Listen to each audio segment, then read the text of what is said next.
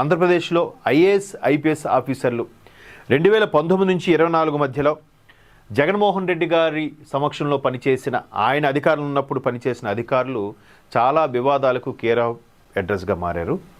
రీసెంట్గా ఐపీఎస్ సంజయ్ గారు కూడా గుంటూరు సిట్ అధికారుల ముందు హాజరయ్యారు.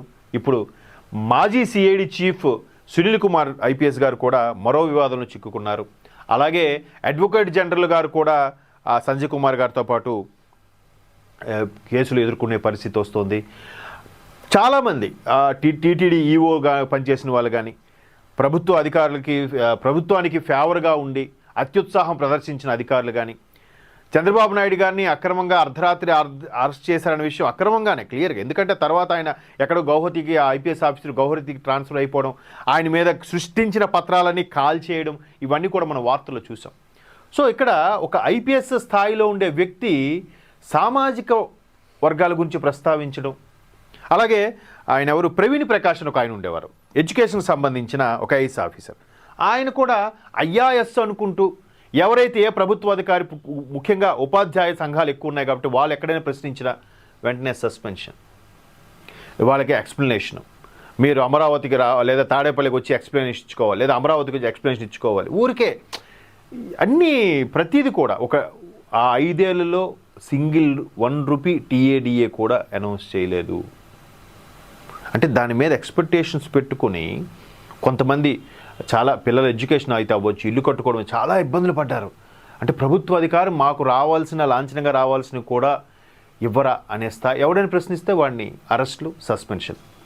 సో అట్లాగే చాలా జరిగిన నేపథ్యంలో ఇక్కడ మరొకసారి ఐపీఎస్ సునీల్ కుమార్ గారు క్యాస్ట్ వివాదం ఇరుక్కున్నారంటే ఆ వార్త ఇక్కడ ఒక ప్రధాన పత్రిక చూపిస్తుంది. మరి దానికి సంబంధించి ఒకసారి వార్తలకు వెళ్తే, కాపులు దళితులు ఏకమైతే రాజ్యాధికారం దక్కుతుందని వ్యాఖ్య. ఏమంటే ఆయన రాజకీయ నాయకుడా, ఐపీఎస్ ఆఫీసర్ అండి? చూడండి, సర్వీస్ రూల్స్ ఉల్లంఘించారు. రఘురామకృష్ణరాజు గారు RRR గారు సర్వీస్ రూల్స్ ఉల్లంఘించారు, ఐపీఎస్ ఆఫీసర్ అయ్యిందని కూడా కామెంట్ చేశారు. చర్యలు తీసుకోవాలని కేంద్రానికి ఫిర్యాదు. అంటే వీళ్ళందరూ ఐఏఎస్ ఐపీఎస్లు అంత కేంద్రం పరిధిలో ఉంటారు కాబట్టి మమ్మల్ని ఏమనేం చేయలేరులే, మహా అయితే ట్రాన్స్ఫర్ డెప్యుటేషన్ పంపిస్తారు ఇలా అనుకుంటుంటారు. కానీ ఇట్లాంటి స్టేట్మెంట్ పబ్లిక్గా ఉండే రికార్డెడ్ ఉంటే దాని మీద ఒక కమిటీ వేసి చర్యలు తీసుకుంటారు. అది వాళ్ళ కెరియర్కే మచ్చగా అయ్యే పరిస్థితి వస్తుంది. అంటే మరి ఇంకా ప్రభుత్వం, వైసీపీ ప్రభుత్వం లేకపోయినా ఇంకెవరో కాపాడుతారని ధైర్యం ఉందా, లేదా బ్యాక్ ఎండ్ ఇంకెవరైనా ఉన్నారనేది తెలియదు. ఒకసారి ఇక్కడ చూస్తే మాజీ CID chief PV Sunil Kumar గారు మరో వివాదాలు ఇరుక్కున్నారు. ఆల్ ఇండియా సర్వీస్ అధికారిగా ఉన్న సునీల్ కుమార్ బహిరంగ సభలో కులాల ప్రస్తావన తీసుకొచ్చారు. కాపులు దళితులు ఏకమైతే రాజ్యాధికారం దక్కుతుంది అని అనకాపల్లి జిల్లాలో ఒక సభలో ఆయన చేసిన వ్యాఖ్యలు దుమారం రేపుతున్నాయి, సోషల్ మీడియా అంతా వైరల్ అవుతున్నాయి. ఇకపోతే సునీల్ వ్యాఖ్యలపై డిప్యూటీ స్పీకర్ RRR గారు కేంద్ర ప్రభుత్వాన్ని ఫిర్యాదు చేశారు. ఆల్ ఇండియా సర్వీసెస్ నిబంధన అతిక్రమించిన సునీల్పై చర్య తీసుకోవాలని DOPTకి లేఖ రాశారు. అగ్నిమాపక శాఖలో అవినీతికి పాల్పడ్డారంటూ ఏసీబీ కేసు, అగ్రిగోల్డ్ లబ్ధిదారుల పేరుతో నిధులు పక్కదారి మళ్లించారన్న ఫిర్యాదు, ప్రభుత్వ అనుమతి లేకుండా పలుమార్లు విదేశాలు వెళ్లడంతో ఆయన సస్పెండ్ అయిన విషయాలను లేఖలో పేర్కొన్నారు. ఇది మనం సార్వత్రిక ఎన్నికల ముందు 2024లో జరిగిన ఆంధ్రప్రదేశ్ ఎన్నికల ముందు మనం వివాదాలను కూడా చూసాం. ఆయన మీద ఏదైతే ఫైర్కి సంబంధించి ఆయన డీజీగా ఉన్నారో అలాంటి సందర్భంలో దానికి సంబంధించిన నిధులు పక్కదారి మళ్లించారని, అలాగే ఒక ఐపీఎస్ ఆఫీసరు టేక్ ఆఫ్ విదేశాలకు వెళ్ళాలంటే దానికి చాలా పర్మిషన్లు అవి ఉంటాయి, ఆ చీఫ్ సెక్రటరీ నుంచి పర్మిషను రకరకాల అవేవి లేవని, తర్వాత అగ్రిగోల్డ్ లబ్ధిదారులు ఏదైతే అగ్రిగోల్డ్ లబ్ధిదారులు ఉన్నారో అయ్యన్నవరం ఏదో సంథింగ్ ఆ విలేజ్ ఉంటుంది, ఆ విలేజ్ దగ్గర ఉండే లబ్ధిదారు సంబంధించి ఆల్రెడీ రిజిస్టర్డ్ అయ్యి హోల్డ్లో ఉన్నవి, దాని మీద కేసు ఉన్నవి మళ్ళీ పత్రాలు సృష్టించి వేరే వాళ్ళకి అమ్మడంలో మాజీ మంత్రి జోగి రమేష్ కూడా ఇన్వాల్వ్ అయ్యి ఉన్నారు, వైసీపీ మా నాయకుడు. దాంతోపాటు ఈయన కూడా అగ్రిగోల్డ్ లబ్ధాల పేరుతో నిధులు పక్కదారి మళ్లించారని, ఇట్లా రకరకాల ఎలిగేషన్స్లో ఉన్న వాళ్ళు ఏమీ ఎలిగేషన్ లేదు నిజాయితీగా ఉన్నాడంటే ఒక స్టేట్మెంట్ ఇవ్వచ్చు.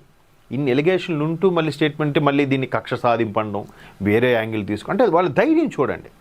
మేబీ గతంలో ఒక సీఏ కూడా ఇలాగ రిజైన్ చేసి ఎంపీ అయ్యారు కాబట్టి మళ్ళీ ఇప్పుడు ఆయన అవ్వలేదనుకోండి, ఆయన కెరీర్ పోయినట్టే. సో అలాగేమైనా అవుతామని ఆలోచనలో ఉన్నారేంటో తెలియదు. కానీ ఈ విధంగా అఖిల భారత సర్వీసెస్ రూల్స్కి విరుద్ధంగా ఐపీఎస్ స్థాయి వ్యక్తి మాట్లాడడం అనేది సర్వత్రా చర్చనీయాంశం అవుతుంది. ఇకపోతే ఏపీ పోలీస్ శాఖలో వివిధ హోదాల్లో పనిచేశారు ఈయన. వైసీపీ ప్రభుత్వంలో ఏడీజీగా ఉన్నప్పుడు వైసీపీ మూకలు హైకోర్టు న్యాయమూర్తులపై సోషల్ మీడియాలో అనుచిత పోస్టులు పెట్టారు. వైసీపీ మూకలు సోషల్ మీడియా వేదికపై హైకోర్టు న్యాయమూర్తులపై సోషల్ మీడియాలో అనుచిత పోస్టులు పెట్టారు. వారిపై చట్టపరమైన చర్యలు తీసుకోవాలని స్వయంగా రిజిస్ట్రార్ ఫిర్యాదు చేసినా వారి ఆచూకీ లభించలేదని కోర్టుకి ఈ ఏడీజీగా ఉన్న వ్యక్తి సమాధానం ఇచ్చారట. వాళ్ళ ఆచూకీ దొరకలేదంట. అంటే ఎక్కడో ఐబొమ్మ రవి లాంటి వాళ్ళని పట్టుకోగలిగిన సామర్థ్యం ఉన్న డిపార్ట్మెంట్కి ఆ సోషల్ మీడియా వేదికగా మన దగ్గర చేసే ఈ మోకలు ఏవైతే ఉన్నాయో అల్లరి మోకలు, వీటికి వాళ్ళ ఆచూకీ లభించిపోవడం అంటే బొంగళి వీళ్ళకి మంచి పని అయిందిరా, కరెక్ట్గా చేశారు అని ఫీల్ అవుతున్నారేమో. అయితే ఇక్కడ విదేశాల్లో ఉన్న వారిని సైతం అరెస్ట్ చేసినప్పటికీ ప్రతిపక్ష టీడీపీకి చెందిన వారిని అర్ధరాత్రి అరెస్టు చేయించి చితకబాదించినట్టు సునీల్ కుమార్ పలుమార్లు ఆరోపణలు ఎదుర్కొన్నారు. మరి ఎక్కడ విదేశాల్లో అప్పటి ప్రతిపక్షంగా ఉన్న టీడీపీకి ఫేవర్గా చేసిన వాళ్ళని అరెస్ట్ చేయడానికి ఉండే టాలెంటు దమ్ము ఇప్పుడు వాళ్ళ మీద న్యాయమూర్తుల మీద న్యాయవాదుల మీద కామెంట్స్ చేసిన వాళ్ళ మీద పట్టుకోవడానికి మాత్రం ఈయనకి టైం కుదరలేదు. పైపెచ్చు ఈయన సామాజిక బాధ్యతల మీద సామాజిక న్యాయాల మీద మాట్లాడుతున్నారు. అంటే ఇక్కడ కూడా చూడండి, ఈయన డైరెక్ట్గా మా రెడ్డి కులం వరకు ఎవరికి ఇవ్వండి సీఎంగా అనొచ్చు కదా. కాపులు అంటే అక్కడ కూటమిలో ఉండే వాళ్ళని విభజించే ప్రయత్నంలో భాగంగా జనసేనని విడగొట్టి మళ్ళీ లబ్ధి పొందామని ఒక పార్టీకి ఫేవర్గా మాట్లాడుతున్నట్టుగా నాకైతే అనిపించింది. సో చూద్దాం.